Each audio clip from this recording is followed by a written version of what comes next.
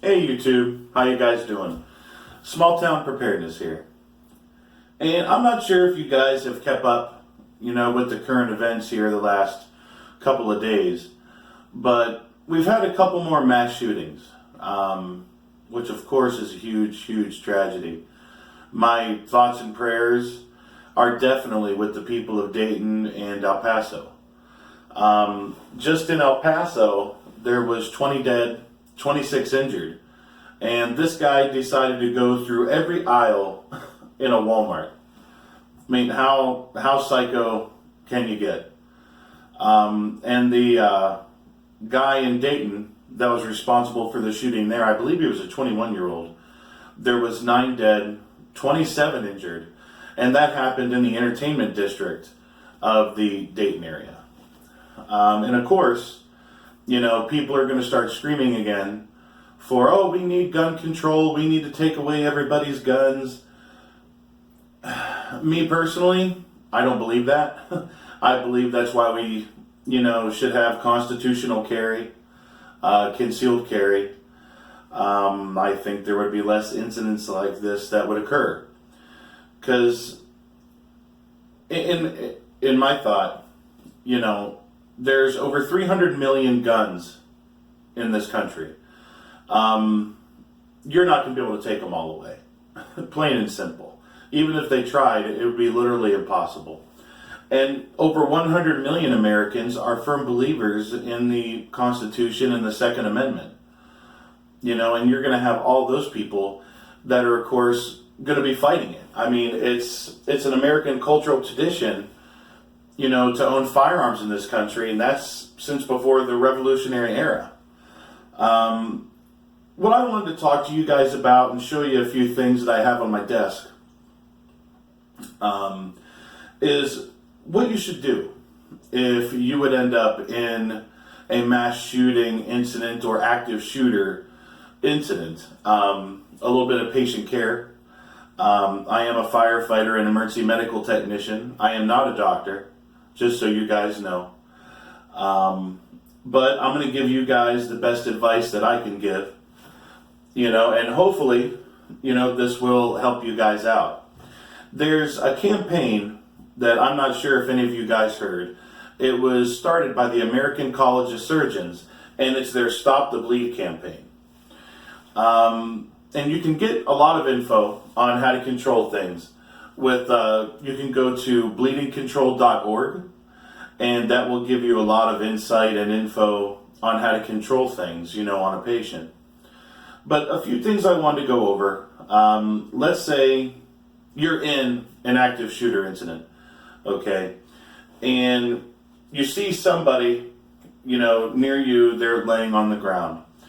What do you do if you observe somebody, someone who's shot? Number one, you have to, call 911 and ensure scene safety. And when you're on the phone with 911, be descriptive with 911. Let them know the number of shooters, let them know the number of victims, and try to be descriptive. Let them know what the shooters look like. Was there anything that, stood out distinctively? Like if the guy had a purple hat with yellow polka dots, you would want to let 911 know that so they can inform the police and be looking for a guy with, a purple hat with yellow polka dots. When you go up to the person that was shot, observe the body, check them out, look for signs of bleeding, obviously, such as, blood can be on the victim's clothes, or you could see blood pooling on the ground. And also, see if the blood is, if they are wounded, see if the blood is oozing or spraying, out of the person. This could also give you an indication if, the patient is bleeding, like if it's a venous bleed, like bleeding from their veins, or if it's an arterial bleed, where an arterial bleed is going to be more of a spurt, and the venous bleeding is going to be more of an ooze. Because the arterial bleeding, there's more pressure there. And check and see, if the patient, your victim there, you're helping out, check and see if they're confused, or if they have altered mental status, or if they're showing signs of shock, like if they're dizzy or if they're cold. And, you know, any of this stuff can be triggered by a large amount of blood loss, you know, given this situation. A few things here that I wanted to show you.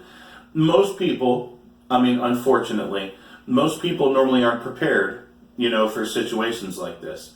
So, what do? Well, when you get along scene, you know, when you go up next to this person and you see they have a large wound that's bleeding very profusely, grab something. Grab like a clean, you know, piece of material, you know, a clean cloth, something like that. Try to make sure you find one as clean as possible to help prevent infection. And I know that that's nowhere near the number one priority right now. You know, the number one priority is stopping the bleed, but hey, if you can grab, you know, something like a clean shirt or something like that to push into the wound, then, you know, try to help them out. But, you know, like a shirt, for instance, okay, you ball up this shirt, okay, you're going to put it in the wound and you're going to press down as hard as you can. And I'm going to warn you, the patient is going to be screaming, you know, and you're probably going to be starting to hurt as well, too, because the muscles that you're using to keep that from not bleeding. And once you put it there, don't move it, okay? You have to leave it there until emergency services get on scene and they can take over from where you'd left off. But I want to bounce a little forward here because one thing I didn't think of to let you know.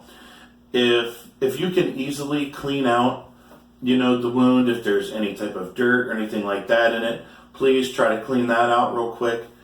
Now, however, like, let's say they were stabbed or something like that. If there's, you know, don't pull out the knife because the serrade of the knife, you know, or there could be other things like even like a fish hook, for instance, like with the barbs and stuff. You don't want to pull this out, you know, because you can cause more damage to the tissue, you know, and, you know, on that person. And you want to try, you know, to, you know, use elevation, you know, with direct pressure. You want to try to keep any type of wound, if possible, above the heart. So, you know, it's a little bit harder, you know, for the blood to make its way out. So if that's possible, like if they have a leg that was shot or stabbed, you know, you want to have that person lay down on the ground and you want to raise that, you want to elevate that leg, you know, to hopefully try and stop the bleeding. Now, if, let's say you're using your t-shirt, okay, and this becomes completely saturated with blood, like I said before, do not remove it. Grab something else if you need to put on top of it, but still maintain that pressure, because if you pull this shirt off, see, your blood is going to start, you know, the blood platelets and stuff like that is going to start clotting. And if you do anything to screw up that clotting, you could reopen that wound all over again, and then they're going to be bleeding out like crazy, you know, all over again, and of course we don't want that. Now, but let's say you were prepared, okay? And what you want to do, there's many different type of tourniquets out there. And, you know, a lot of your prepping shows or, you know, YouTube channels, whatever, preparedness stuff, they all have their likes and dislikes with tourniquets. Me, I'm going to recommend MAT combat tourniquets or CAT combat tourniquets or soft T tourniquets for pediatrics. That's what I think. It's my personal opinion only, but I think that's what works the best when you're talking about, you know, tourniquets. But for proper tourniquet placement, okay, now let's say we're going to use this MAT tourniquet, okay? Let's say I have a cut, you know, right here, you know, a big wound. What you want to do is you want to pull this as tight as you can. Excuse me. You want to be able to pull all this tight. Okay. Now the reason why I like these is because this is where, you know, you could turn it and it'll start to tighten. But with this here, let me set it here so you guys have a better view. You want to place a tourniquet about 1 to 3 inches above the wound. And a lot of people will say, well, how do you know? Like, how do you know if you applied the tourniquet right? Don't start cranking on this thing like crazy. Do it a little bit at a time, well, quickly. And once you see the bleeding stop, that's when you know you have the tourniquet on tight enough. And that goes with any tourniquet you would use. It isn't just this one here, you know, in particular. Now, one thing you have to remember, like if you do have a tourniquet, and most of them, like this one here, they all do. They all have an area for you to write the time down when you apply the tourniquet. And with that there, make sure you do that because that's important. Not so much for EMS, but for the surgeons, because the patient needs an ER. They need an operating room, you know, in an active shooter situation, whatever, with that profusely, you know, when you have a wound that's bleeding that profusely, you need a surgeon. You know, that's honestly the best way to say it. And if you write down the time, you know, the application time for the tourniquet, they're going to know, well, hey, he did this an hour and a half ago. Because a general rule is within about 2 hours, the limb can be saved. And, you know, and if we can do that, well, let's. But another thing to remember is when you're doing this type of stuff, act quickly. A person, you know, given the right type of wound, the right type of gunshot wound or whatever, they can bleed out within 6 minutes. And that's pretty scary, you know, where you can be dead within 6 minutes. So when you act, try to have a clear head. Just try to act as quickly as possible. But, you know, like one tourniquet here I have, which I think is kind of ingenious. I've never opened it. Guilty. I've never played around with this one. But it's called a stat tourniquet. I got this out of one of those monthly box subscriptions. I can't remember which one. But it has a button over here. And after you apply the tourniquet, you hit this button.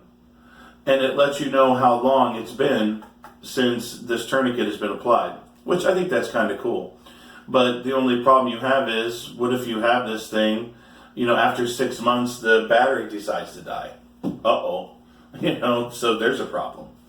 And then, of course, most of you had seen these cat tourniquets. These here generally seem to be the most popular ones. But if you don't have a real tourniquet, you know, on a wound, you know, you can use a towel, okay? You know, you can wrap it around, you know, above the wound. Find a stick or something like that. It doesn't matter. Twist it around as tight as you can until the bleeding stops, and then find a way to secure the stick or whatever you would find, you know, to keep this shirt twisted.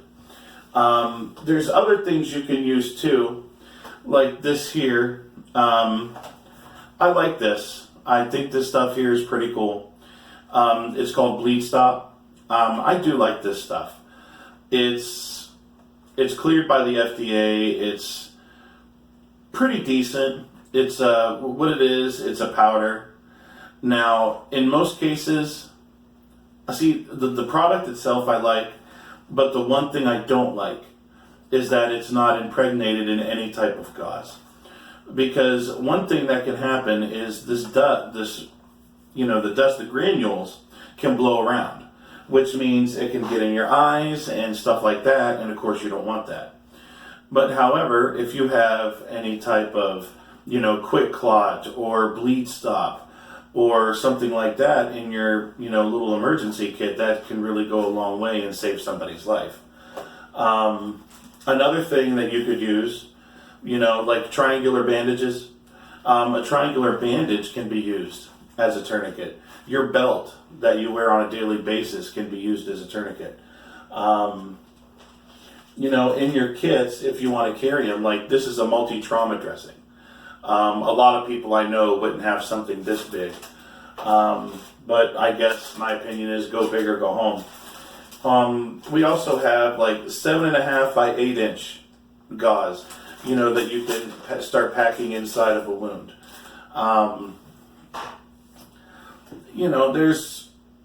There's quite a few things here that you can utilize, but a little more advice, that I wanted to give you guys.